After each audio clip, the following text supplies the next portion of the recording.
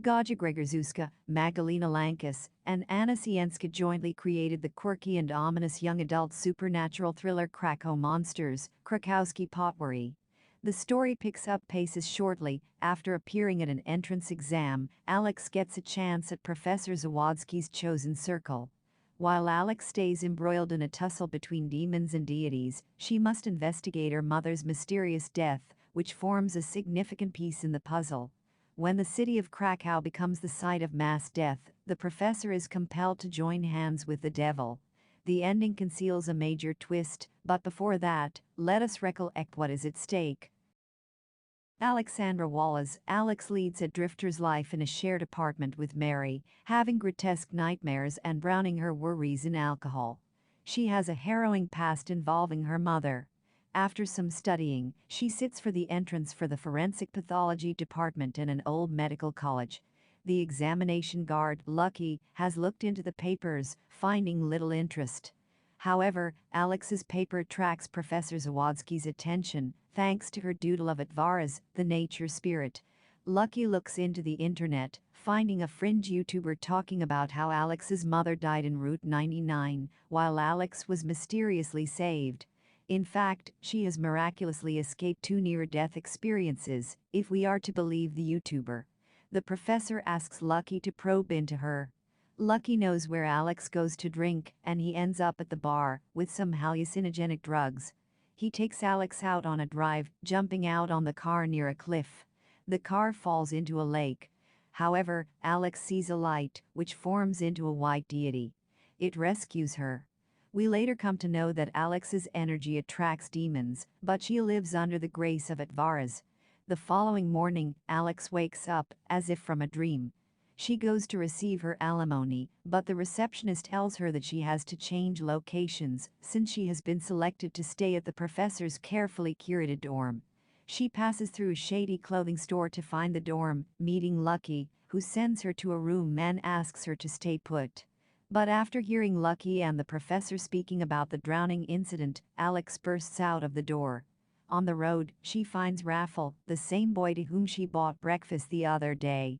Raffle, as if in a state of hypnosis, walks while uttering Slavic chants.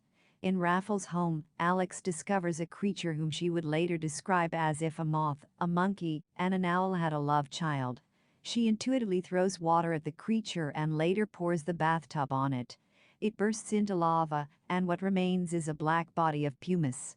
Meanwhile, the professor arrives and discovers Raffle dead. But Raffle blinks at Alex.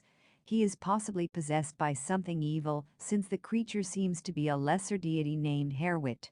In a connected incident, a minor boss finds a three-legged object, which is later revealed to be a bone of prehistoric creature Vor. Although he suggests to his co-workers that it is nothing of value, he takes the object home. It communicates with him, guiding him to Raffle, and he becomes the ghoul's servant. In the meantime, the ghoul raises hell at a morgue, bringing the bodies alive. Lucky thinks the creatures are martial to lesser demons. He also divulges that the Slavic pantheon is pyramidal in structure, and there are master-servant relationships. The possessed Raffle conjures two female demons, Halashis, from Blackwater, and they disperse to hunt down Alex. While one mingles at a bar as a waitress, the other breaks into the dorm, seducing Gigi. The others play music to drown the moaning noise, but they do not really know what is happening in the room. Alex and Lucky end up at the bar where the female demon has become a waitress. The demon poisons their drink, and Pivka, the minor deity of the drunks, asks them not to drink it. Alex says that she can handle it, and the deity leaves. She leaves to find the deity, while Lucky drinks the poison drink. In the poisoned state, Lucky pinches Alex down on the basin slab, kissing passionately. They come back to the dorm to find Gigi almost dead, with the other Halashi on top. Are Alex and Wanda the same person? Can Alex defeat Vor? Ilyana and others save Gigi with a ritual involving burning pigs, while Alex runs after the Halashi to find Herwit's den. Herwit, in the body of Raffle, mercilessly tramples the waitress Halashi, while the other one shrieks out of pain. With the arrival of the giant winter spas, the story gets darker. The professor brings in 3 bodies, which were found frozen and hanging from a tree. 2 nuns follow a similar fate.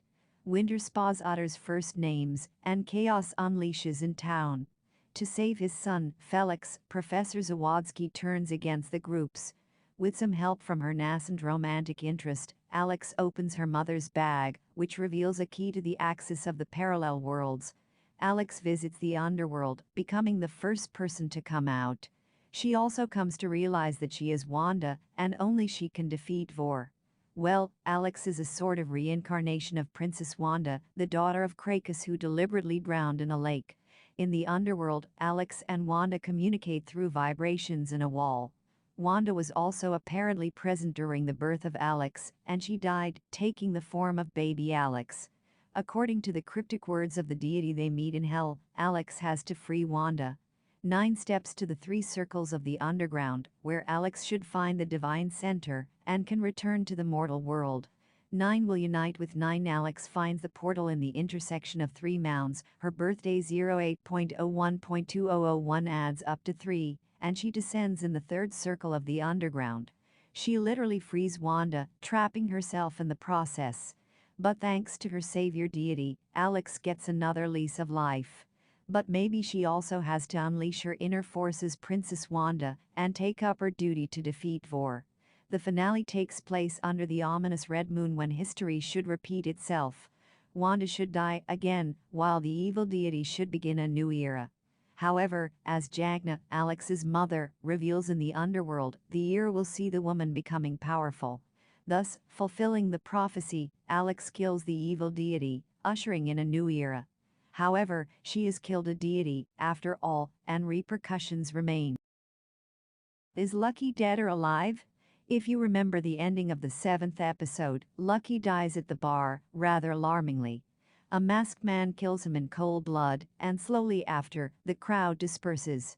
Both Alex, the professor, and others believe that Lucky has died. However, Alex returns to the dorm, speechless. Ilyana discovers the truth intuitively, and a shadow of gloom engulfs the chosen students. However, the ending has a major surprise in store for the viewers. The deity acts on her own accord, visiting Lucky, who seems to be alive. Now, how he is alive is beyond anybody's guess. Theory 1 is that he never really died in the first place. Although Alex deemed him dead, he survived the knife attack. Theory 2 is that the divine deity Advaras brings him back to life, thanks to her magical powers. Theory 3 is that Lucky is not really alive, and he is a vessel for another evil deity. Among the chosen 9, we have not known if Lucky has any powers other than his vast knowledge of mythology, and maybe a follow-up season will help us look for answers.